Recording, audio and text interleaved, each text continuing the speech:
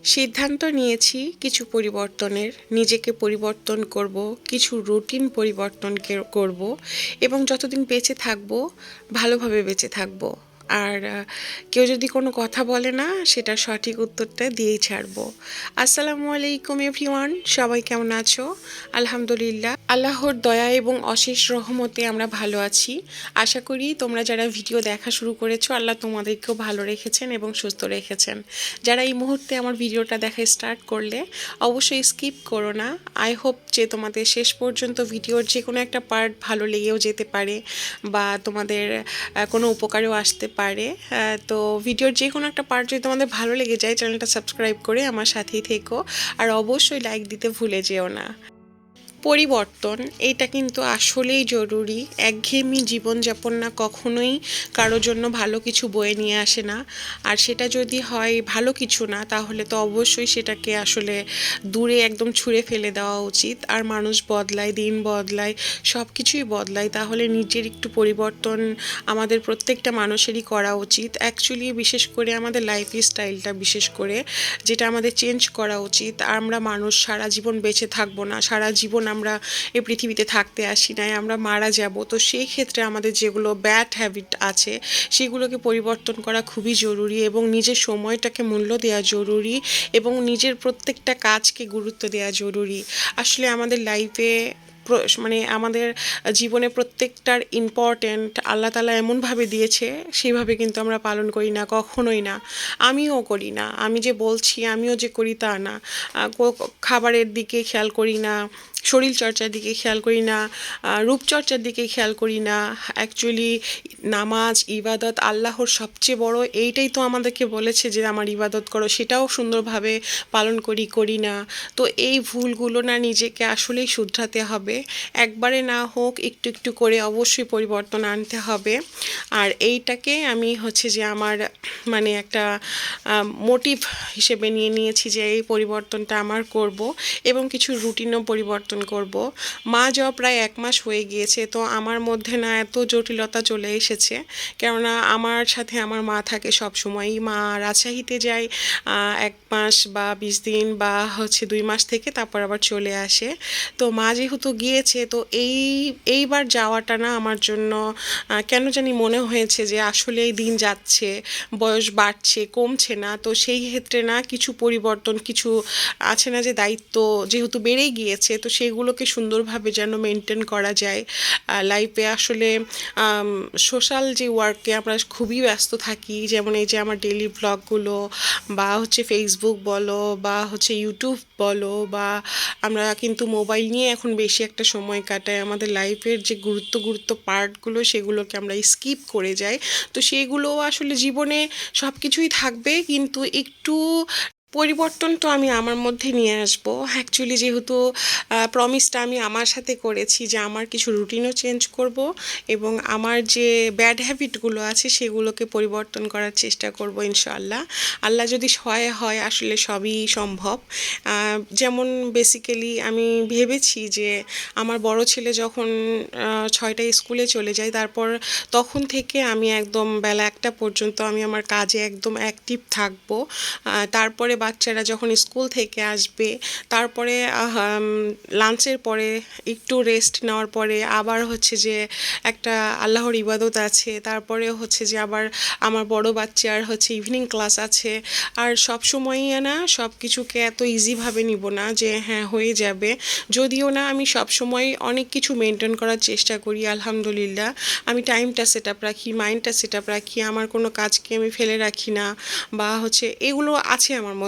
But আমার মনে হয় যে আমার যেগুলো ভুলভ্রান্তি আছে সেগুলোরও পরিবর্তন দরকার। এবং নিয়াত করেছি আরেকটা বিষয় যে আগে কি করতাম, মানে আমার ছোট বাচ্চা বড় বাচ্চাকে স্কুল থেকে নিয়ে এসে দেন আমি রান্না করতাম, রান্না করতে করতে না 2টা 2:30 বেজে যেত, খেতে খেতে 3টা 4টাও বেজে যায়।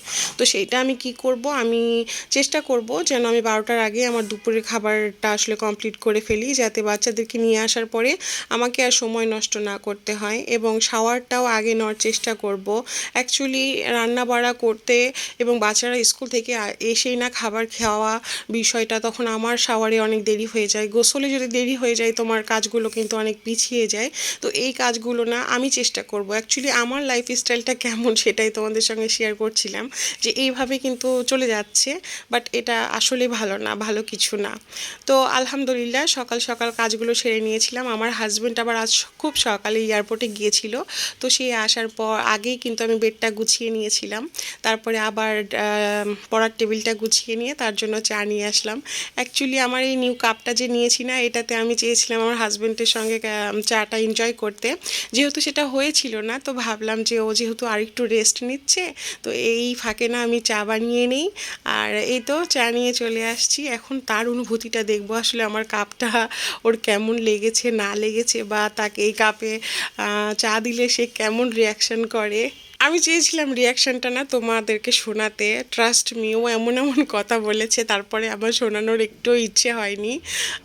ও অ্যাকচুয়ালি বলতেছিল, এত কাপ তুমি কোথায় রাখবা, এত বড় কাপ কেন নিয়েছো, কালারটা সুন্দর, ডিজাইনটা সুন্দর, এটা তুমি সাজিয়ে রাখতে পারো, বাট এটাতে কিভাবে চা খাবা, এতগুলো চা কি খাওয়া যায়। তো আমি বলছিলাম তুমি বলো আগে কেমন হয়েছে। তো বলতেছে আমি তোমাকে টাকা দিয়েই বন্ধ করে দিব, তুমি এই আজে বাজে জিনিস কিনবা আর শুধু শোকেস ভরাবা। তো যাই হোক, আসলে মেনলি ওর ভালো লেগেছে, বাট একটু মনে করো যেহেতু কাপটা একটু বড়, হ্যাঁ অ্যাজ ইউজাল তুমি এটাকে কাপ হিসেবে ইউজ করতে পারবা, বা আছে না যে তুমি ওটস খেতে পারো, বা বিভিন্ন রকমভাবে ইউজ করতে পারবা। আর তোমার যদি মনে হয় যে কিছু ইউজই করবা না, ওই যে আমার হাজব্যান্ড আমাকে সত্যি ভালো একটা আইডিয়া দিয়েছে, শোপিস হিসেবে ইউজ করো। তো তাকে আমি বললাম যে দেখো এটা তো আমার পার্সোনাল মগ হিসেবে আমি কিনেছি, আমার শখ ছিল, আমার কাছে ভালো লেগেছে এই জন্য নিয়েছি।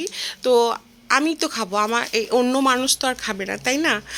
নতুন নতুন না সব কিছুরই গ্রহণযোগ্যতা অনেক বেশি থাকে, আস্তে আস্তে সেটার ইউজও কমে যায়, প্লাস হচ্ছে যে এক কোনায় কিন্তু পড়েই থাকে, তাই না? এটা আসলে সব জিনিসের ক্ষেত্রে, এটা শুধু আমার মগ দিয়ে না, নতুন নতুন সব কিছুরই আয়োজনটা বেশি থাকে। তবে আমার এই মগ নিয়ে একটা আপু একটা কমেন্ট করেছিল যে যদি কোন পেজ থেকে নিয়েছেন সেটাই না বলেন, বা প্রাইসটাই না বলেন, তাহলে দেখালেন কেন?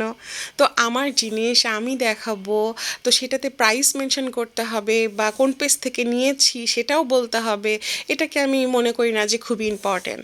যদি কারো অ্যাকচুয়ালি প্রয়োজন হয় যে হ্যাঁ আপুরা তোমরা আমার মতো সেম কাপটা নিতে চাও, তাকে আমি অবশ্যই কেন পেজের নাম মেনশন করব না, হোয়াই নট। পেজ তো আর আমার না, সেখান থেকে হাজার হাজার মানুষ নিবে, বিজনেসটা তো আমার না। আর আমার মাধ্যমে যদি তোমরা এই কাপটা নিতে পারো তাহলে ভালো কিছুই তো, তাই না? তো সেইটাকে আমি বলেছিলাম, আমি কমেন্টের অ্যান্সারটা দিয়েছিলাম যে আমি তো এটাকে প্রয়োজন মনে করি নাই যে এটার দাম বলবো, বা হচ্ছে যে পেজের নাম বলবো। আর যখন আমার প্রয়োজন হবে আমি বলে দিব। আর তাছাড়া অবশ্যই তোমাদের যদি প্রয়োজন হয় আমাকে এই ভ্লগে কমেন্ট করতে পারো, আমি কমেন্টের মাধ্যমে পেজের নামটা বলে দিব।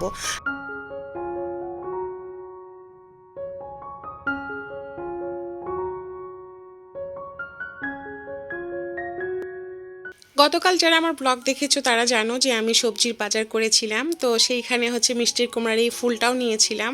তো ফুলগুলো আছে না যে আমি যদি এক আঁটি নিয়ে আসি তখন কারো খাওয়া হয় কারো হয় না, এই জন্য অনেকগুলো নিয়ে আসছিলাম একসঙ্গে। আর এই ফুল আঁটিটার দাম নিয়েছিল 100 টাকা।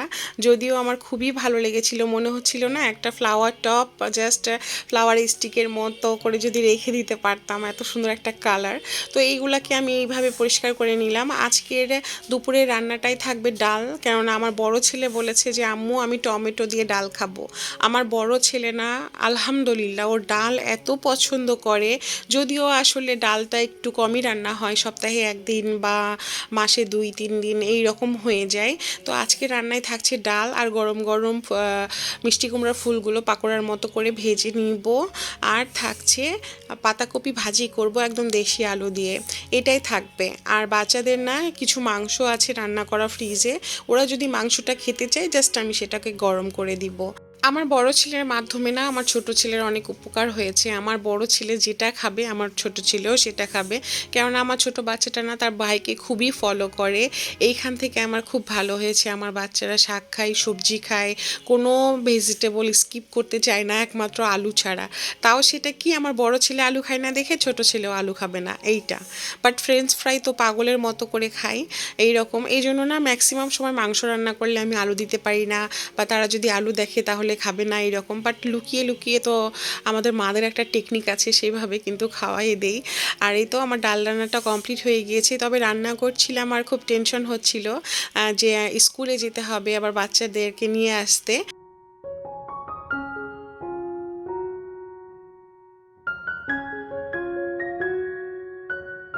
ডাল আর পাতাকপি ভাজিটা করে রেখে যাব, আর স্কুল থেকে আসার পরে গরম গরম জাস্ট পাকোড়াটা ভেজে খাবারটা খেতে দিব। কেননা খাবার খেতে খেতে তো দেরি আছে, আর ভাতটা যদি গরম থাকে তরকারি ঠান্ডা হয়ে গেলেও না তখন খেতে খারাপ লাগবে না। আর আমার বড় ছেলের একটা অভ্যাস, তার বাবার মতো গরম খাবার ছাড়া আসলে তার ভালো লাগে না।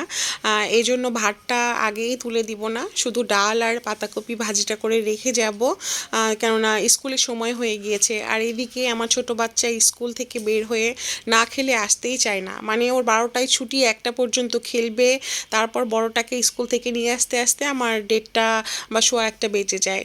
তো আজকে মাঠে বসতেই দেখছিলাম যে রিহার্সাল চলতেছে আসলে, কেননা অ্যানুয়াল স্পোর্টস ডে আছে বাচ্চাদের স্কুলে, সেটারই আসলে রিহার্সাল চলতেছিল।